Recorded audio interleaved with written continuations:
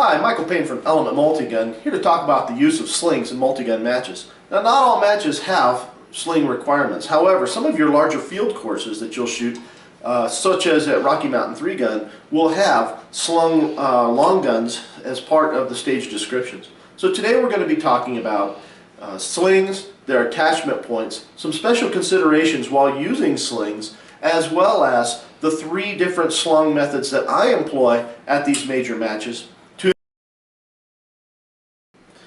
When selecting a sling, I like to use a good 2-point sling like this VTAC.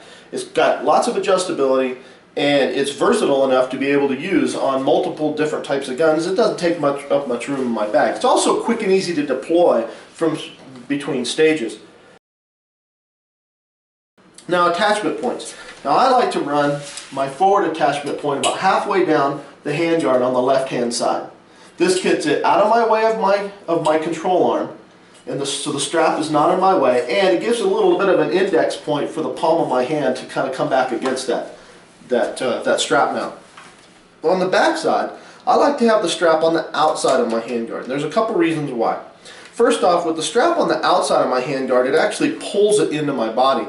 What I found is that when I put the strap on the inside, the rifle tends to hang from the strap as opposed to the strap pulling the rifle into my body, and I like to keep it in fairly tight and close.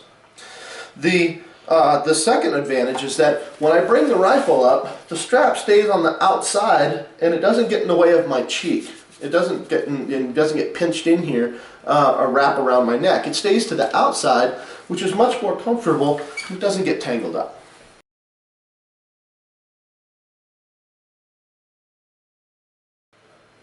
Now, the most common way that you're going to be slinging your rifle in a multi-gun match is the strong side front. So this is where you're going to be doing stages where you're going to be shooting your pistol first and then your rifle. If you shoot your rifle first and then your pistol, there's no reason to use a sling. So there's a couple considerations that you want to have with this. It's kind of nice. You bring your shoulder strap over the right shoulder and around underneath your left, under your left arm, so that it's very easy to use and it's out of the way. The sling is out of the way, but it holds the rifle nice and tight to your body. And I found that I'm very stable with this across the front of my body, and I can employ my pistol very effectively. Now, one thing you want to be careful of, and I see guys do this sometimes out on the range, is they'll cinch this thing way up tight.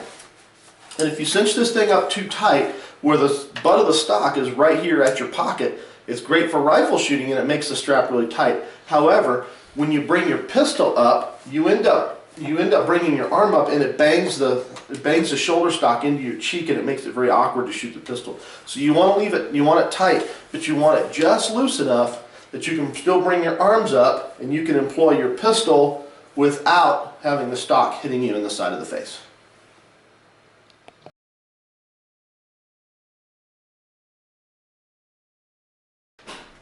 Strong side rear.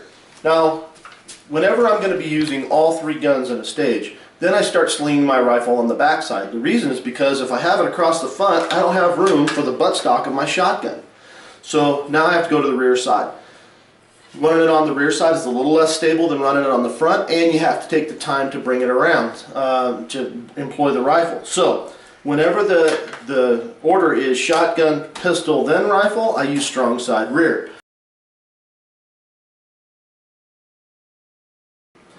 Alright, weak side rear.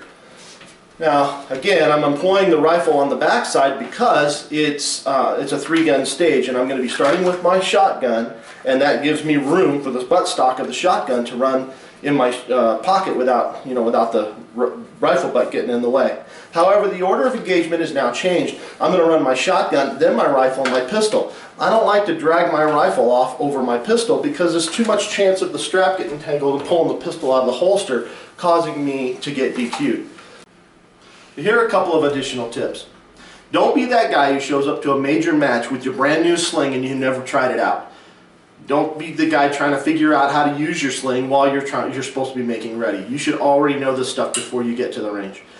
I recommend that you go out and you buy a sling, you get your attachment points figured out, you do some dry fire practice at home. That way, when you get to the range, all this stuff is in the muscle memory and you can simply execute.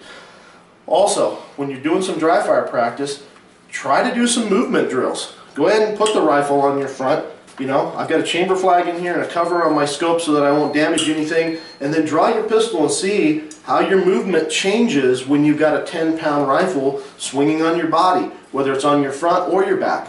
Get a feel for your gear. Actually use it with your gear and get a feel for how it's going to sit on your body when you have all this extra gear on. If I have a whole bunch of shotgun caddies on the front, I might decide not to run my rifle on the front and run it on the rear, just so that it's not bouncing around knocking shotgun shells off my caddies. Or if you have metal caddies, you may not want your rifle bouncing around on your metal caddies, scratching up the nice finish on your very expensive rifle. So those are some tips to help you be successful with a sling. I'm Michael Payne from Element Multigun, and I'll see you at the range.